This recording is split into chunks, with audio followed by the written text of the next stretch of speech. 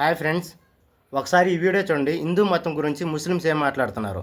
రాముడు, కృష్ణుడు, విష్ణువు ఈ దశావతారాలన్నీ కేవలం ఇండియాలోనే ఉంటే ఎట్లాగా మిగతా దేశాల్లో ఎందుకు లేవు? ఈ ప్రపంచంలోనే ఇస్లాం మతం పుట్టి కొన్ని వందల సంవత్సరాలైంది. కొన్ని వేల సంవత్సరాల పూర్వమే శ్రీరాముడు ఇక్కడ ఉన్నట్లుగా మనకు చారిత్రక వాస్తవం ఉంది. చరిత్రను ఎవ్వరు చూడిపేయలేరు. ఆ చారిత్రక వాస్తవాన్ని మేము కూడా ఒప్పుకుంటాం.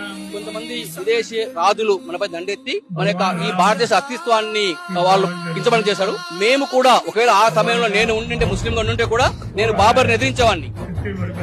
ఎందుకంటే ఈ దేశంలో శ్రీరాముడు ఉన్నాడు. ఈ దేశంలో మేము అక్కడ నుంచి ఇస్లాం అక్కడ నుంచి వచ్చింది. మా పూర్వీకులు కూడా హిందువులే ఉండొచ్చు. అంటే ఒక 500-600 మేము కూడా హిందువులు ఉండొచ్చు.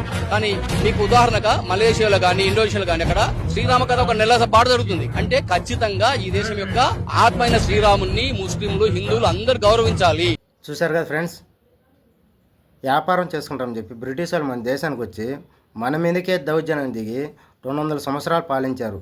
మన దేశ సంపదను తీసుకెళ్లారు. మన పురాణాలు గ్రంథాలను కాల్చేశారు. మన వాళ్ళ ప్రాణాలు తీశారు. మన ఆడవాళ్ళ ప్రాణాలు మానాలు తీశారు. వాళ్ళని తరిమి కొట్టడానికి మన దేశస్తులు ఎంతోమంది ప్రాణాలు అర్పించి మనకు స్వాతంత్రం తెస్తే ఇప్పుడు మన ఇండియన్స్ చేస్తున్నది ఏమిటి? వాళ్ళ మతం లేకపోయి హిందూ మతాన్ని దూషిస్తున్నారు. గతంలో చదువుకున్న వాళ్ళు తక్కువ, ఎవరేం చెప్పినా వినేవాళ్ళు. ఇప్పుడు చదువుకున్న వాళ్ళు ఎక్కువ, చట్టం కూడా ఉంది. వాళ్ళ వల్ల జరిగిన అన్యాయాన్ని మర్చిపోవడం ఎంత మాత్రం కరెక్ట్ అంటే ఆలోచించండి ఫ్రెండ్స్.